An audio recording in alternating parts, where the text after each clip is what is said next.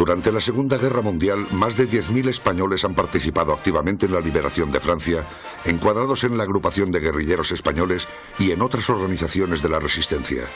Eufóricos por la inminente caída del fascismo en toda Europa, confían ahora que se produzca una intervención aliada en apoyo del pueblo español y en el rápido restablecimiento del orden constitucional.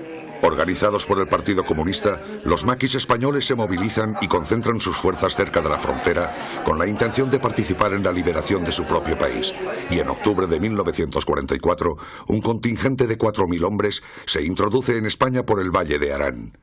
La respuesta de Franco no puede ser más contundente, y aquellas tropas comienzan a ser envueltas por las fuerzas excepcionales enviadas a combatirlas. Cuando se ordena la retirada, algunos grupos ya no pueden regresar y se adentran en el país hasta alcanzar refugio en las zonas montañosas del este peninsular, donde se unen a los huidos que se esconden desde el final de la guerra, formando grupos aislados que sobreviven gracias al apoyo de una parte de la población campesina. El Partido Comunista intentará organizar estos grupos para crear un frente único de rebelión armada en el interior del país y promover la insurrección popular contra el régimen. Pero para ello era necesario ponerse en contacto con sus responsables, y con esta misión varios hombres salieron de Valencia.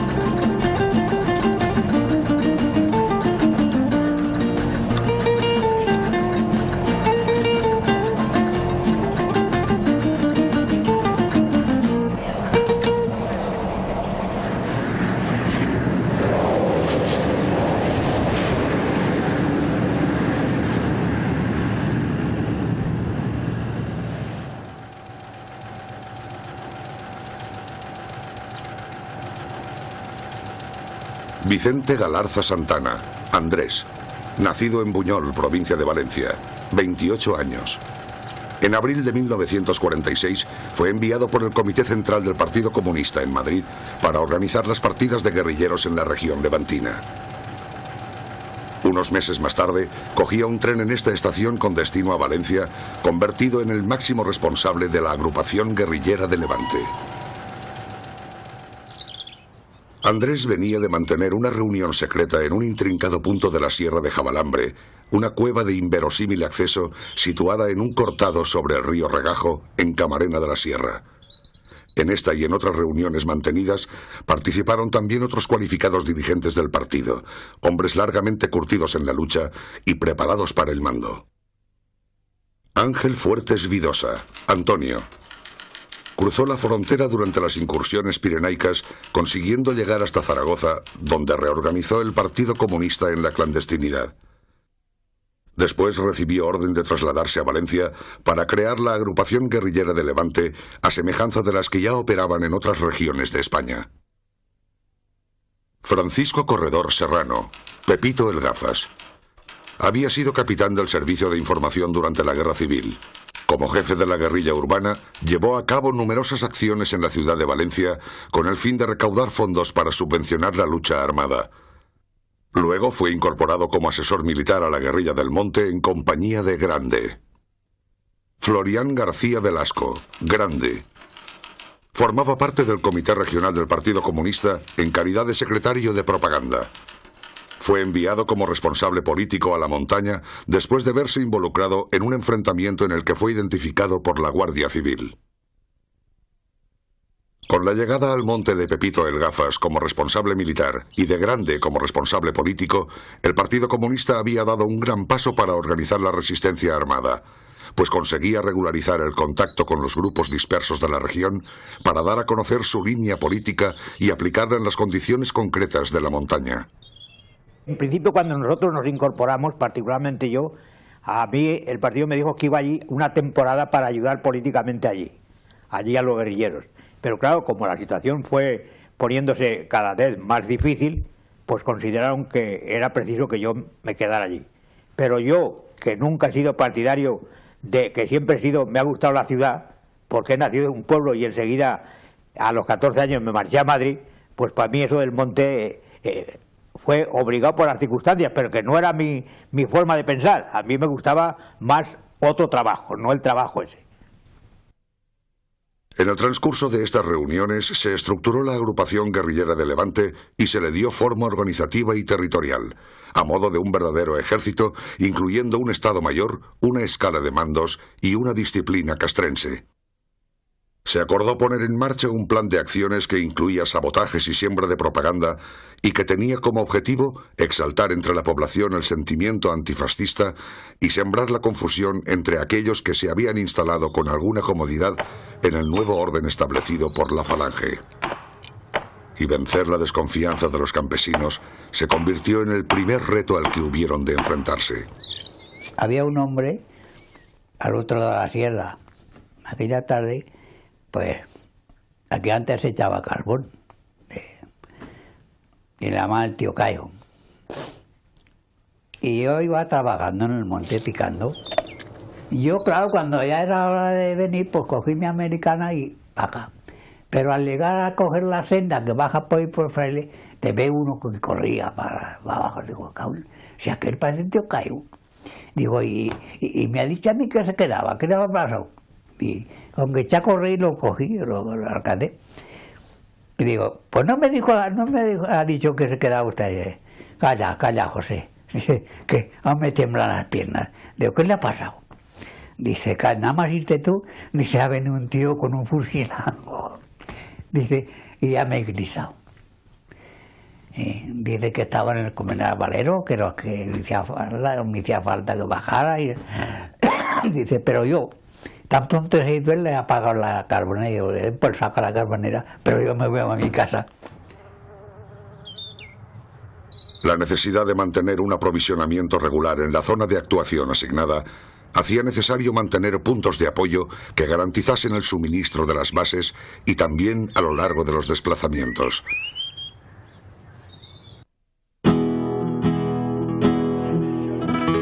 Los que más deseaban ayudarles, si no estaban en la cárcel, eran proclives a levantar sospechas y permanecían sometidos al insidioso recelo de adversarios políticos y de vecinos rencorosos. Y sobre todo, las consecuencias de la guerra reclamaban toda la energía que uno podía reunir para otro tipo de lucha, la lucha particular contra el hambre. Una cordera, una cordera, una cordera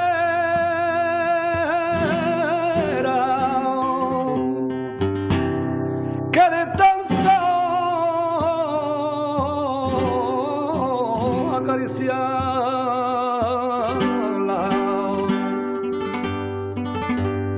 de tanto acariciarla,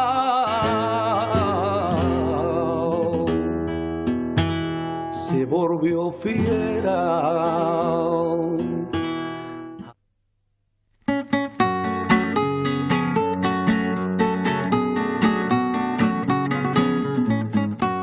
Pese a las dificultades de la época, y muchas veces a consecuencia mismo de ellas, el mensaje de la guerrilla sedujo a muchos vecinos que tenían poco que perder.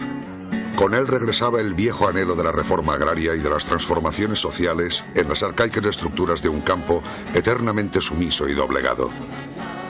En cada pequeña población, en cada rincón de estas sierras abandonadas por el progreso, hubo alguien que tendió su mano a la guerrilla con la intención de desterrar el modelo caciquista que Franco pretendía perpetuar y acabar con los abusos de aquellos que habían copado con alborozo los cargos de la administración.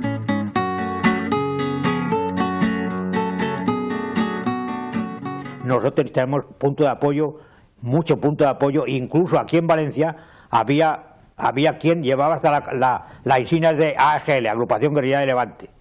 Nosotros hemos tenido un campamento que hasta venían los campesinos con mulos y nos traían pellejos de vino y había un camino trillado y la Guardia Civil no se la ocurría atacar los campamentos. Yo he ido al campamento, muchas veces. Nosotros estábamos trabajando en el pantano, mi padre, pero desde allí nos íbamos por el monte no íbamos, porque si íbamos a coger el autobús, teníamos que coger el autobús en el pantano y dejarlo en Utiel, y en Utiel coger otro y dejarlo en Talayuelas, y luego ir 2 horas andando. Pues entonces nos íbamos desde el pantano andando por el monte. Bueno, pues en ese trayecto había 3 campamentos. Uy, a mí me pasó una vez una cosa muy curiosa. Resulta que veníamos del Benajever a mi pueblo. 3 chicas que había sido la fiesta en Benajever y habían bajado. Y luego yo me fui con ellas para arriba. Y estaba lloviendo, llovía mucho. Y cuando todo el camino fuimos mojadas como pollo. Y cuando íbamos por el Rodeno, empezaron... Oye, porque ellas habían ido con el ganado, esas muchachas, yo no, pero ellas sí. Y decían, oye, yo cuando iba por el ganado, por estos montes, mira que ahora no iría porque tengo miedo, pues si salen esos hombres y no sé cuánto. Y dicen ellas, uy, pues mira, yo estaba en no sé qué monte de allí y silbaba y me oía el Amparo que estaba en el otro monte. Y empezaron a silbar. ¿Y qué silbidos dieron? Que era la contraseña que tenían los guerrilleros para cuando bajaran a bajarles comida. ¿Qué pasó? Que como yo iba por allí, el grande se pensó que yo sabía la contraseña y yo no la sabía. Yo sabía la contraseña de abajo, pero la de campamento de más para arriba yo no la sabía. Y era esa, de los silbidos. Bueno, cuando silbaron ellas, fuimos a pasar por un camino y aquello como hongos salían por los romeros, de los guerrilleros. Al mismo tiempo que crecía y se consolidaba la red de enlaces, la presencia de los guerrilleros incrementaba sus proporciones de boca en boca y prolongaba sus ecos por todos los rincones de la región. A las actividades propias de la subversión política se sumaban los sabotajes contra objetivos civiles y militares, como líneas de comunicación y centrales eléctricas, el secuestro de personalidades, tras el que se pedía un rescate, y algunas veces las ejecuciones sumarias y ejemplarizantes. Si se ajusticiaron algunos o un jefe de falange o tal, es que la denuncia del pueblo no lo pedía. Y entonces, si daban la orden, yo no participé en esos hechos, nunca he participado en esos hechos, pero la orden la daba la agrupación, y luego había un grupo guerrillero que era de su zona y que le habían denunciado que nos había traicionado, que había llamado a la Guardia Civil, que habían matado a uno de los nuestros. Hombre, generalmente en todos esos casos se daba lo siguiente: uno andaba por ahí y había que crear un respeto, porque si el respeto lo tenía solo la Guardia Civil, pues cualquiera que te viera se iba a chivar y los ibas a tener detrás. Entonces había que hacer un respeto. Entonces, cuando se sabía que era un realmente chivato, que habían muerto 2 o 3 hombres por culpa de él, pues generalmente en esos casos, pues a veces llegaron a tomar alguna medida.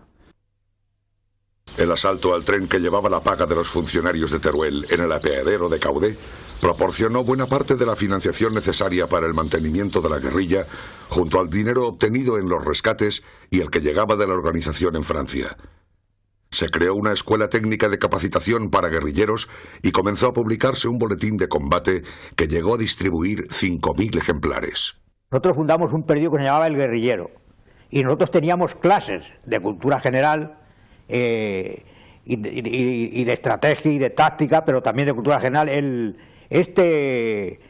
guerrillero, este jefe de guerrillas que había sido aquí en Valencia, el que se llamaba Corredor, le llamábamos Pepe, el Gafas, pues este hombre era un hombre muy capaz, que tenía mucho talento. Ese estuvo conmigo en Albatera, en el campo de Albatera, y yo estuve aprendiendo matemáticas con él. Con él empecé yo a estudiar álgebra y una serie de cosas que no comprendía, y allí daba clase a una serie de gentes. Y ese hombre tenía una capacidad y enseñaba, había una escuela y se celebraba todos los días había clases, diferentes clases, y había muchos guerrilleros que aprendieron a leer y a escribir en nosotros en las guerrillas. Cuando yo vengo de un viaje, estaban allí más liados, había lo menos 15 en aquel momento en el campamento y estaban todos liados, parecía aquello una contrata de albañiles allí haciendo dos chabolas, pero con vertientes a los dos lados, aquello iban a ser escuelas. Y con los pinos secos se habían hecho de un tronzador. ¿Sabéis lo que es el tronzador? Esa sierra a mano gorda, pues se cortaban la leña de un lado, los leños así de gordos, de un lado llanos y del otro para ponerlo delante de mí y para poner el libro delante de mí sin necesidad de tenerlo yo levantado. La mesa me lo tenía. Y así pues había unas mesas allí, así que teníamos campo de sobras para tener el libro, el papel para escribir, y siempre había uno que hacía de maestro en el tema que más conocía. ¿Que era de albañilería? Pues de albañilería. ¿Que era de la tierra? Pues de la tierra. ¿Que era maestro? Pues maestro. El maestro pues siempre tenía más trabajo. Había uno que se llamaba Simón, que era pariente de ese de Titaguas, que nos reíamos mucho con él porque era un hombre muy inculto y se cabreaba cuando le decíamos que la tierra va a dar vueltas y ya se tenía que dejar en paz porque decía, oye, a mí, pero que me tenéis que tonto o qué, porque si la tierra da vueltas, pues alguna vez tenía yo que estar boca abajo, joder. Pero los medios de comunicación, convertidos en instrumentos de la propaganda franquista, ignoraban por completo la actividad de las partidas que formaban parte de la agrupación o convertían sus acciones en actos vandálicos desprovistos de cualquier matiz político u opositor. Sin embargo, Franco era consciente de las dificultades que entrañaba, para ser reconocido en el reciente orden mundial, la presencia en España de aquellos que su régimen calificaba de ladrones y bandoleros, e intensificó los esfuerzos para acabar con la subversión. 1947 fue el año que vio la mayor ofensiva por parte del régimen para acabar con la guerrilla. La Guardia Civil vio incrementar su plantilla y el número de destacamentos en las zonas rurales más apartadas. Se crearon unidades especiales llamadas compañías móviles y comenzó a practicarse una política que premiaba los resultados y castigaba las actitudes de templanza entre sus miembros. Toda la zona de actuación de la agrupación guerrillera de Levante fue declarada zona de guerra, quedando prohibida la circulación nocturna por caminos y carreteras. Los campesinos no podían salir a trabajar sin llevar un salvoconducto y debían comunicar en el cuartel más próximo el lugar al que se desplazaban. Pero lo que se reveló como el arma más eficaz contra la insurgencia fue el Servicio de Información de la Guardia Civil, cuya misión era poner al descubierto las redes de colaboradores y enlaces. Aquí dieron la orden, cuando los guerrilleros, 12 de la noche, cerrar los bares, todo el mundo a su casa, porque había patrullas también. Y una noche, pues salí yo de un rato y fui ahí, que iba al único bar que iba, y estaba el cojo a salón que decían, y nos sentábamos allí, dice, no sé cómo se va a comer, de mañana voy a andarte a comprar,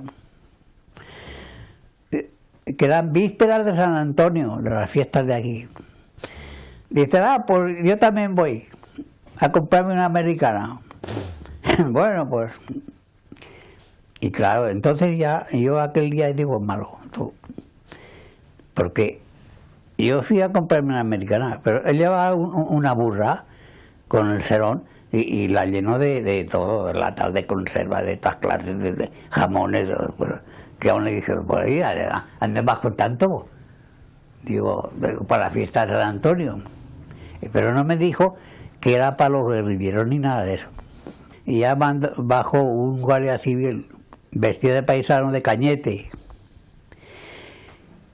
Y ya, claro, iba indicado hablar con el cojo salón, ahí en el bar. Él andaba por ahí, no hablaba con nadie ni nada. El guardia aquel que venía en plan de descubrir el caso. Y fuimos otro guardia y yo, Cortés, que era del puesto que yo estaba, y pasamos al bar y estaban allí los dos en una mesa, estaban cuchicheando. Le dijo, tengo que contarte muchas cosas, pero aquí no quiero porque nos ve la gente y tal. A ver, llévame o vamos a donde tú creas que no nos ve nadie. Pues le dije, a mi casa, vamos a mi casa. Estaban en el comedor, me acuerdo, había una mesa redonda, un poco más grande que esta. Allí le estaba tirando de la lengua y le habló todo. Le dijo que les estaban llevando, bueno, él le pedía que llevara o que les facilitaran comida.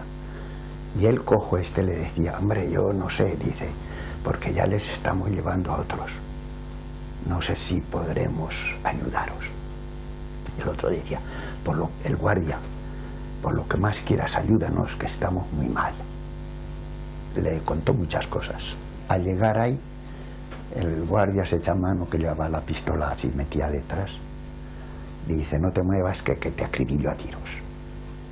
¿Qué miedo le entró al cojo? Que empezó a temblar, no hacía nada más. Estaba sentado ahí y ni poder hablar.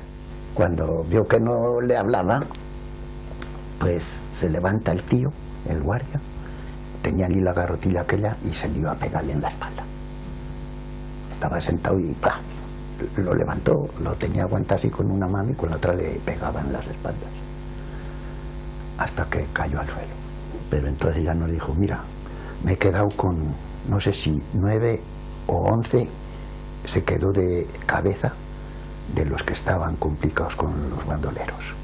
Y otro día era San Antonio, y todo el mundo allí en el patio de Zafrilla, allí los cogió una paloma, que me acuerdo que estaba la música tocando en la puerta de Francho y se sentían los alaridos.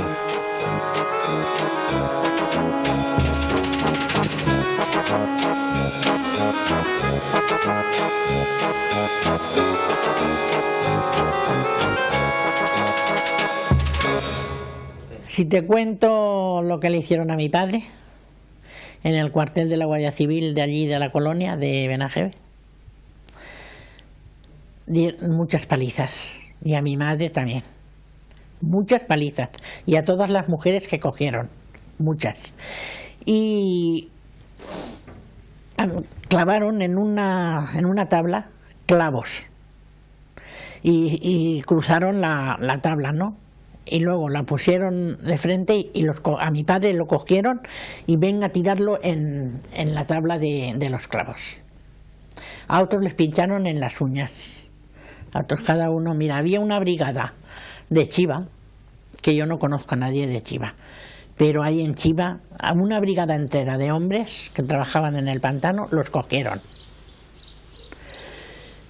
Y los castigaron muchísimo. Y a un chico que había de 16 años, que era más o menos como yo, lo colgaron de los pies, lo colgaron en el techo de los pies. Y lo tuvieron, no sé si fueron 24 horas colgado. Estaba para reventar los ojos y todo. A nosotros nos dijeron que mi madre y yo ya estábamos aquí en la cárcel. Y la directora lo primero que vino, qué suerte que han tenido, que se les ha escapado mi padre, que se había escapado mi padre. O sea, que la versión que ha habido de mi padre siempre ha sido que mi padre se escapó. Que a mi padre no lo mataron, que se escapó. Mi padre también era muy listo y conocía mucho el monte, pero iba esposado. Me parece que iba esposado pero con cuerdas, los llevaban atados con cuerdas. Claro, si iba con cuerdas sí que me lo creo, que se pudiera haber ido y haberse roto las cuerdas. Nosotros ya no hemos sabido nada más de mi padre nunca. El padre de Victoria Alcoriza fue fusilado en marzo de 1947 por las fuerzas al servicio de la represión, junto con otros 5 trabajadores del pantano. Sus restos anónimos permanecen todavía enterrados en una fosa común del cementerio de Benajever. Fueron señalados como bandoleros, lo que no resulta extraño teniendo en cuenta la recompensa que el Estado pagaba por sus vidas, que podía llegar a 5.000 pesetas. Para muchos de los hombres y mujeres de esta región acusados de dar cobijo o proporcionar alimento, ropa o información a los guerrilleros, el castigo fue la muerte. La ley de fugas, que otorgaba a los miembros de las fuerzas de orden carta blanca para matar, se aplicaba sistemáticamente de manera arbitraria y sin ningún control, llevando el luto a decenas de pueblos y caseríos. El objetivo era cortar de raíz, sin importar el precio, cualquier medio de suministro a la resistencia. La delación se convirtió entonces en la única forma de evitar las palizas y salvar la propia vida. Las confidencias a la Guardia Civil fueron la causa de gran cantidad de muertes de guerrilleros, sorprendidos cuando bajaban del monte a suministrar o descansaban en un punto de apoyo que creían seguro. El acoso a los sospechosos se había vuelto implacable, tanto que incluso familias enteras, viendo el peligro que corrían sus vidas, abandonaron todo lo que tenían y decidieron echarse al monte para ingresar en la guerrilla. Llegó un momento que cuando ya vimos que nos iban a coger, pues consultamos con los camaradas porque había dos opciones, o ir a la cárcel o subirnos con ellos. Ir a la cárcel en aquella época pues era ir a que te mataran a palos allí en un sitio de esos. Y claro, pues siempre pensamos que por lo menos nos evitábamos la cárcel y si podíamos seguir luchando de la forma que fuese, creo que era un poco más digno que no entregarse a la cárcel. Lo consultamos con los camaradas y nos dijeron sí, si queréis veniros antes de ir a la cárcel, por nosotros encantado. Y efectivamente, una noche de mi casa nos fuimos mi padre, un hermano que tenía yo de 16 años y yo, nos fuimos al monte. Y de casa de mi amiga se fue mi amiga, su padre y otras dos hermanas que tenía más jovencilla que ellas. Nos fuimos al monte y lo dejamos todo, acabábamos de hacer la matanza. Y dejamos pues eso, lo que eran todos los embutidos, todo colgado, cada cosa en su sitio, las mulas, las caballerías, todo quedó en casa intacto y a la hora convenida con los guerrilleros vinieron a recogernos y nos marchamos con ellos dejando todo intacto, todo, con lo puesto. Más que nada fue por el miedo que había, porque como había tanto terror, pues uno en aquella época decía, coño, pues mira, ya sabes, te van a coger y te van a morir a palos. Entonces, por esa razón, pues tiramos al monte. No era por las ideologías políticas que uno podía tener, porque un campesino, ¿qué ideologías políticas y de mi edad? De mi edad en aquella época, pues de ideologías políticas como aquel que dice, ninguna. Más que nada el buen corazón que la persona tenía. No, aunque tirar un poco, ya por parte de los padres, un poco, decir de izquierdas o de derechas, que no se sabía lo que era, en el fondo, pero ahí sucedió la cosa, ¿no? Y a raíz de eso, pues ya me tiré al monte, claro, y una vez dentro, pues, quieras o no quieras, pues ya sigues el rollo. Muy pronto la composición de las partidas cambió debido al aporte continuado de elementos locales, menos politizados y, en general, peor preparados para la lucha armada. Pero además, los dirigentes más cualificados tampoco se habían liberado de las detenciones, fruto de la labor de espionaje de la Guardia Civil. Andrés fue detenido en la pensión de la calle Conde Altea donde vivía, delatando varios campamentos antes de morir. Le sustituyó al frente de la agrupación Antonio, que fue víctima de una denuncia en mayo de 1948, y lo mismo sucedió con otros. Dos muertes sentí mucho, todas, pero dos particularmente. La de Peregrín, que fue jefe de agrupación, y otro jefe de agrupación que fue el primero, que era maestro, era aragonés, se llamaba Antonio. Ese lo denunciaron, se quedaron a dormir en una pajar y lo denunciaron, y cuando entró la Guardia Civil y tal y él se sintió muriéndose, ese se comió parte de los documentos que llevaba y los demás los retorció y en la propia sangre los hizo todo lo posible porque no lo cogieran. Ese era maestro y era un ser muy humano, muy puritano. Él no fumaba y sin embargo llevaba siempre algunos cigarrillos, y cuando veía los fumadores que estaban desesperados, tal, decía, ¿qué? ¿Te fumarías un cigarrillo? Hombre, que no me gastes broma y tal. Bueno, y sacaban tío y le daba un cigarrillo. Y Peregrín, que era un hombre, Peregrín era un hombre de un prestigio tremendo y de una capacidad enorme. Él había estado en la guerra mundial, en la Segunda Guerra Mundial, había estado en la Unión Soviética, y él participó en la defensa de Moscú mandando una compañía. y era un hombre muy preparado. Pero el Partido Comunista seguía enviando hombres que nutrían los cuadros de la agrupación. Bajo la tapadera de los chantiers o empresas de explotación forestal, las instalaciones que los comunistas mantenían en los Pirineos franceses ocultaban una escuela donde se instruía en la lucha de guerrillas, se fabricaban salvoconductos y se almacenaba material para trasladar a España. Estos hombres eran seleccionados por su preparación política y constituían el lazo de unión de la dirección del partido con la realidad del país. ¿Con qué se encontraban al llegar a Levante? Pues encontré una agrupación de bastantes dificultades. Bastantes dificultades por el hecho de que no tienen dinero, los puntos de apoyo son buenos, pero con un poco de miedo ya. Podían confiar en unos, en otros se habían retirado y yo veía que la cosa no iba más. Esa era la idea que tenía. Y la prueba es que, sin decirlo a la agrupación, porque yo en la agrupación no les decía que no había salida, porque entonces le hubieran dicho, tú que has venido aquí a desmoralizarnos, tampoco era mi misión. Pero sí que lo dije cuando llegué a París por primera vez. Yo lo dije. Allí no hay salida, allí no se puede. Hay esto, y le señalé todo lo que había. El deterioro progresivo de la agrupación, como consecuencia de la fuerte política represiva, era un hecho incontestable. En octubre de 1948, los dirigentes del partido se reúnen en Toulouse y deciden llevar a cabo una modificación táctica sustancial para el futuro de la resistencia. A partir de ahora, los grupos que resisten en las montañas tendrán una función más política que militar. Se convertirán en instructores de los campesinos y servirán de apoyo a los comités políticos reconstruidos clandestinamente en los pueblos más importantes y en las ciudades.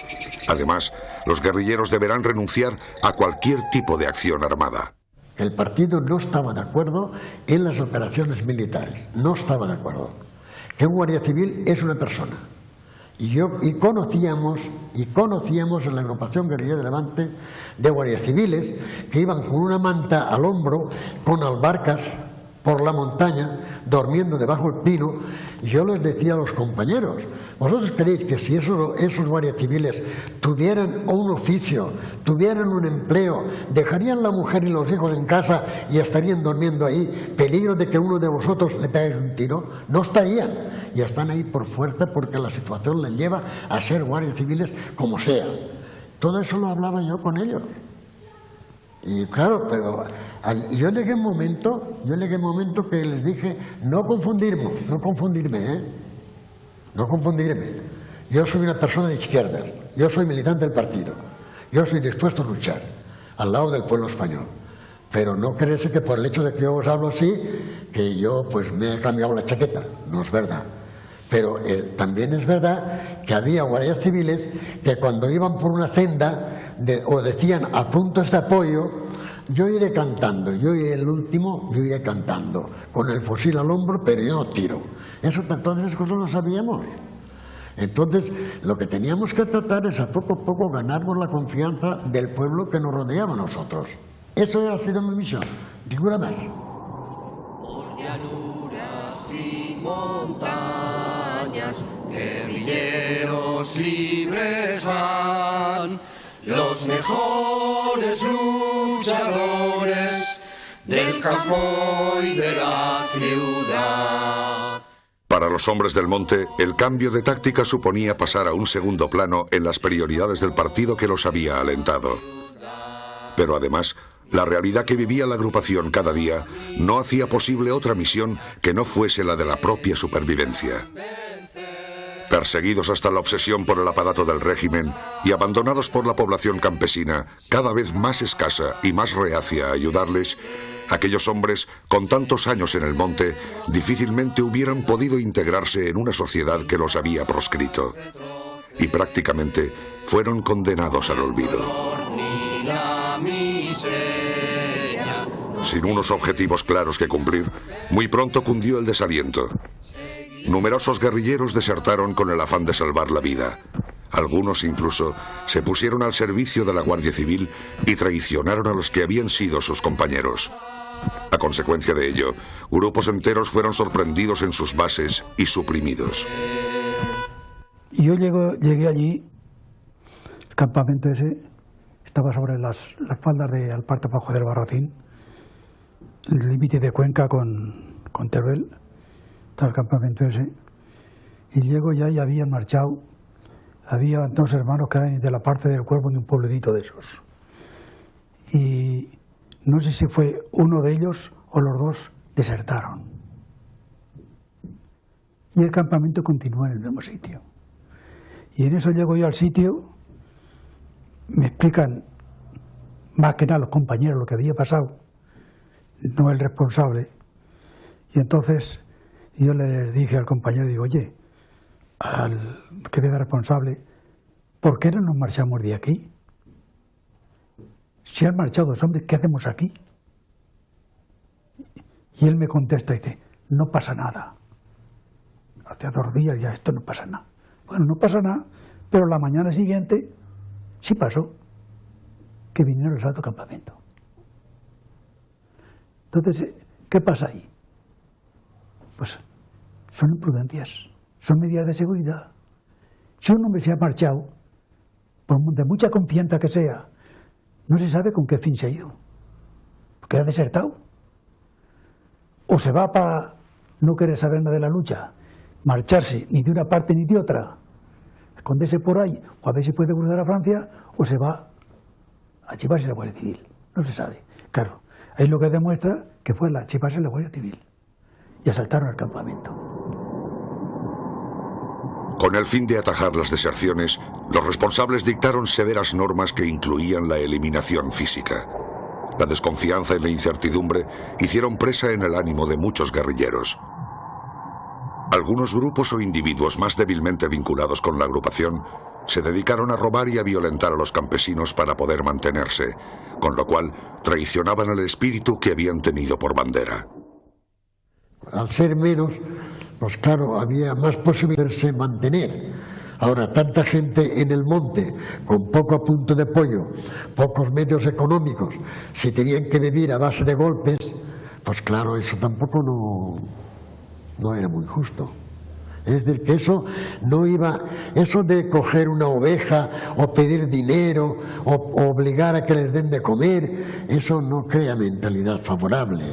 La gente lo da, pero en el fondo también lo necesita y lo da de mala gana, digo yo.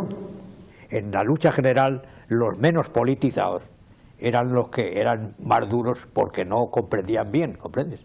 Porque una de las tareas nuestras cuando fuimos es precisamente eso, explicarles que nosotros estábamos para ayudar a los campesinos, para ayudar a los trabajadores, y no teníamos que meternos con ellos para nada, todo lo contrario, escucharlos y hacerlo. Mira, yo te voy a contar una cosa que una de las veces, pues uno de los guerrilleros que mandaba un grupo venía indignado porque un punto de apoyo nuestro, ya en el año 47 le había dicho, mira, yo sabes lo que te os digo, que vosotros lo que teníais que hacer ya era marcharos, ya no tenéis nada que hacer. Y el tío venía, no, pero ese tío es un tal igual. Digo, cuidado, a lo mejor lleva razón, a lo mejor lleva razón. ¿Comprendes? Y ese, claro, si estás politizado, pues claro, y reflexionas, eso lo asimilas.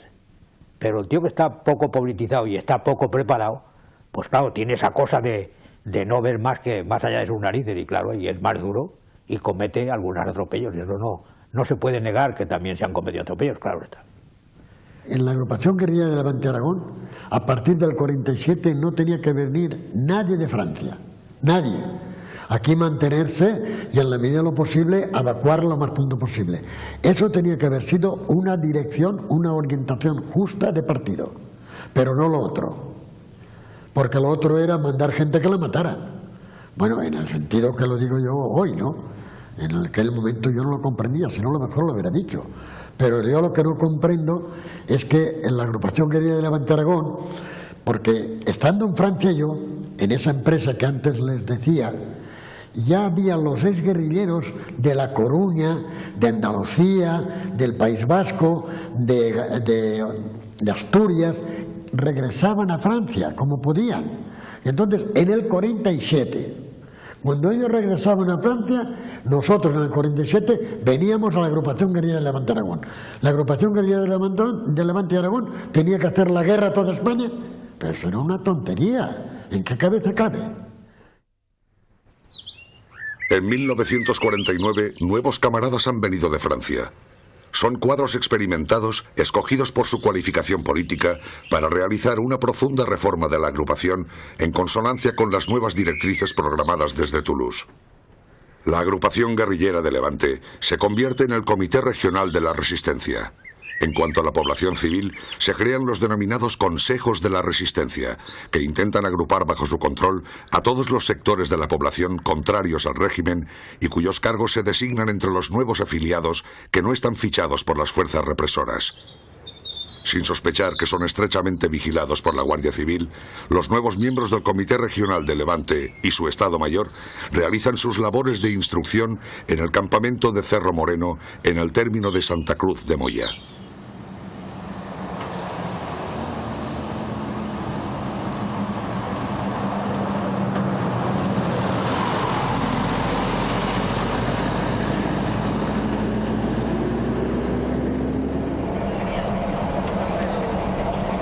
El golpe más fuerte que nos dieron fue en Santa Cruz de Moya.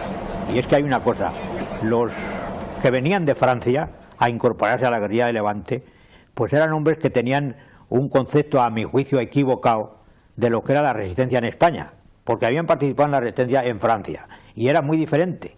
Allí tenían muchos más medios y había y tenían menos peligro que aquí.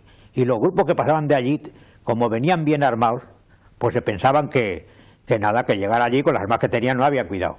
Por eso en Santa Cruz de Moya habían venido un grupo de Francia, entre ellos el que tenía que ser el secretario regional, porque se había cambiado ya de táctica, ya no era, ya se dejaba de dar, no se hacía operaciones y se mantenía más bien para refugio de los que estaban en la ciudad y estaban perseguidos para que se incorporaran. Y entonces en las conversaciones que nosotros tuvimos, yo les intenté convencerles de que tuvieran cuidado, que España era muy diferente, que había que estar al tanto, que no se podía estar mucho tiempo en un campamento, y ese campamento nosotros 2 o 3 días, el día que nosotros salimos, yo, otros camaradas y yo les dijimos a los camaradas, al secretario que venía del regional y al comité regional, que entonces se constituyó un comité regional, les dije que tenían que salir inmediatamente porque había ya muchos rastros y era muy peligroso. Una cosa era la lucha en Francia y otra cosa era la lucha en Levante, en la agrupación guerrilla de Levante.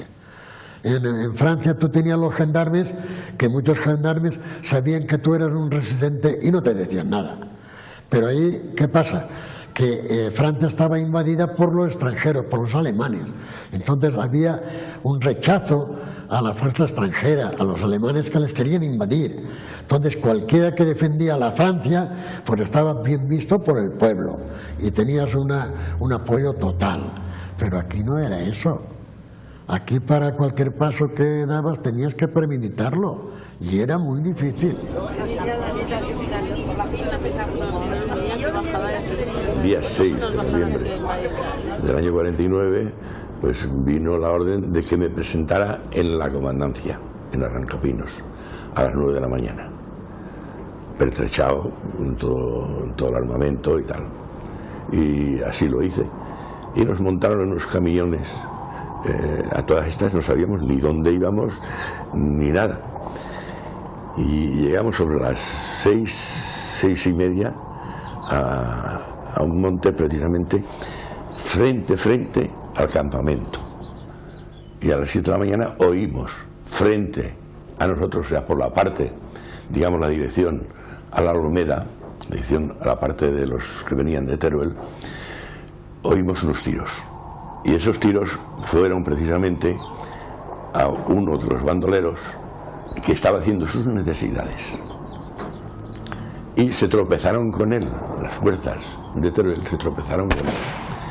Él se agarró los pantalones, salió corriendo y lo eliminaron rápidamente. Al oír los disparos, lo mismo que nosotros lo oímos, lo oyeron ellos que estaban en las tiendas en el campamento. Y salieron también en huida. Se encontraron con el cerco hecho, vieron algunos que llevaban tricornio, la mayoría no, la mayoría llevábamos gorro, y se vieron a la Guardia Civil y se escondieron. Y estuvimos tiroteando en la zona aquella, pues calculo que unos no menos 20 minutos. Los que llevábamos mosquetón con el mosquetón, y los que llevaban su fusil a ráfagas y con el naranjero, tiro a tiro y a ráfagas como querían. Cada uno tiraba los tiros que quería en la zona aquella.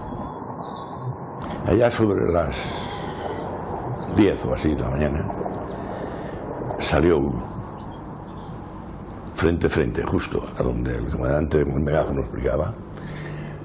Salió corriendo hacia el barranco y dijo: no tiréis que me entrego. Una o dos veces le oí decirlo, 3 no llegó a decirlo, porque inmediatamente al verlo correr frente a nosotros, pues se le batió. Pidió voluntarios, el comandante nuestro, pidió voluntarios, unos 25 o 30 voluntarios. Los que llevábamos mosquetón nos echó atrás y dijo que nada más los que llevaran su fusil naranjero. Entonces mandó a hacer la descubierta en la zona que habíamos batido de fuego, mandó a hacer la descubierta, hacer entre los 25 y 30, hacerlos un cerco y empezar a buscar el centro. Los demás todos en el cerco exterior, a la expectativa, y en aquellos que iban a la descubierta, con naranjero, pues a 2 metros, a 1,5 metros, se daban cuenta de que se movía algo o veían al maqui en la mata y le soltaban unas ráfagas. Y así cayeron los 10 restantes. Entonces también se comenta que se les arrastraron a los cuerpos, que se les desnudaron. Esto lo puedo negar. Puedo negar porque 2, por lo menos, que yo ayudé a trasladar, ni se les arrastró, ni se les desnudó. Se les bajó a mano, se les cargó en los mulos y se les llevó a la Olmeda. Recuerdo que el primero que cogí le faltaba casi toda la cara. No tenía más que una parte de un ojo, todo el resto de la parte, además era la parte, mirándolo de frente, la parte izquierda de él, la derecha mía, la cabeza volada. ¿Sí? Tenía más que un lado de la cara.